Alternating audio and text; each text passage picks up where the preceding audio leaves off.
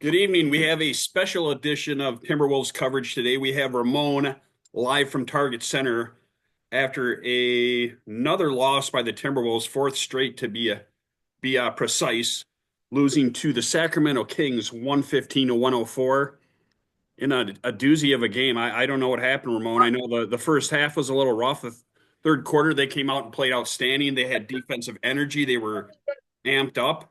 They had a nice, I think, at least an 8 point lead with about 5 or 6 minutes left to go. And then the Kings went on a heater, and Yep. Malik Monk, amongst others, De'Aaron Fox, just started popping threes. And the one thing, and I'll talk to the stats. You're on the scene, so I want to get your take from the seats. But some of the statistics from this game are pretty interesting too. But give us your assessment of the game live from Target Center. Well, the Wolves just seem like a team that can't handle success. Um, it's that we know they've struggled defensively when Randall and Nas are playing on the front line together, and Rudy is sitting, and it just becomes like a layup line for the opposing team, or they get wide open threes over and over again, and then they somehow. Yep, and I'm being told to leave, but. And the thing is that they actually get a stop, and then they dribble up court and then throw it away. And it just seems like they're a team that can't handle success. They get a stop, they then make a terrible play on offense. They get hot on offense, then they can't guard anybody anymore. And they just don't look like they're having any fun. They don't look connected, and it's just like their focus just kind of waxes and wanes, and it's hard to watch. And like they just look like a bad basketball team. And I know we're supposed to be positive, Mike, Yes. but it's hard to when they actually start playing really, really well in the third quarter. Edwards starts getting help from Naw, Conley, Randall. They build up a nice lead, 6 points. They have all the momentum, and then bang, it goes away. Or at the end of the third quarter, they're up. What were they going to be up 7? And Yeah. you make a stop. You get 2 point. You have 2 point some seconds left, and then what do? You throw it in bounds, and then you lose the ball, and then Fox gets a layup, and then you kind of kill all your momentum, and that just seems to be a regular occurrence for the Timberwolves right now. And credit to Edwards, he brought the heat early. Nog brought some help. Conley gave him some help.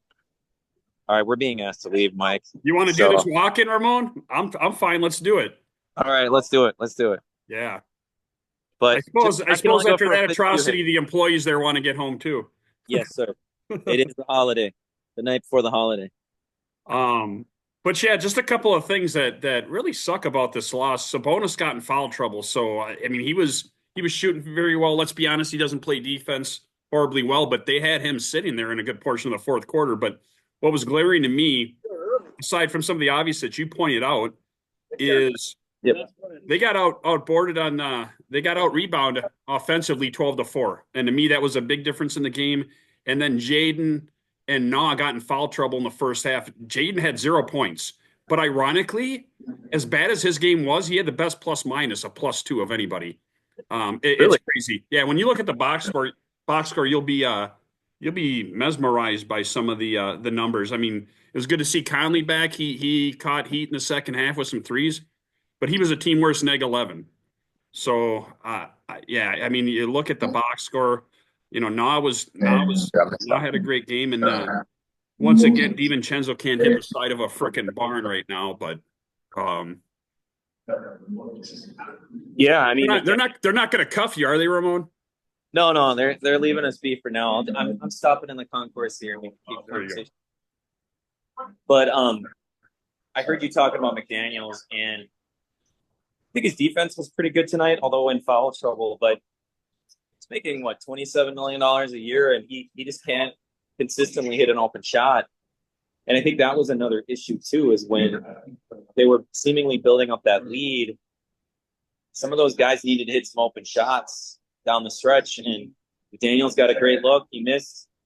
I think Randall had a nice kick out to Edwards, wide open three he missed, and then you saw what happened when Fox and Monk got to kind of tag team it. They were just hitting step back threes, getting to where they wanted, and then hitting shots. And our guys just can't.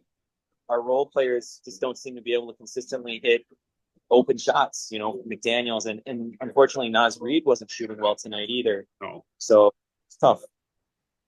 Yeah, Nas was 0 for 3. Dante was 1 of 6. Na was on fire, but It and was then of great. course, Dillingham coming off these 2 great games, only played I think 6 minutes and didn't even have a field goal attempt. But I get it with Yeah. with Conley back, but at some juncture here, I mean, let's be honest, DiVincenzo has been god awful so far this season. He's had maybe 1 or 2 good games, and I know a lot of us, myself included, were excited about that part of the trade, maybe even more so than getting Julius Randle. I will say this: Randle, the defensive lapses are still there, but I did see him get aggressive in the third quarter. But offensively, he's starting to hit his stride. I mean, he's good for 20, 22 and 9 a night. Seems like the last couple of games. So, but I don't know what the hell's wrong with this team, Ramon. But we're in trouble. 8-10. Yeah. I mean, Finch has to do something. I mean, it's time. He played 8 guys again. Dillingham got a few minutes, didn't play well, so had some bad turnovers, and it's just there's they just can't seem to have sustained success.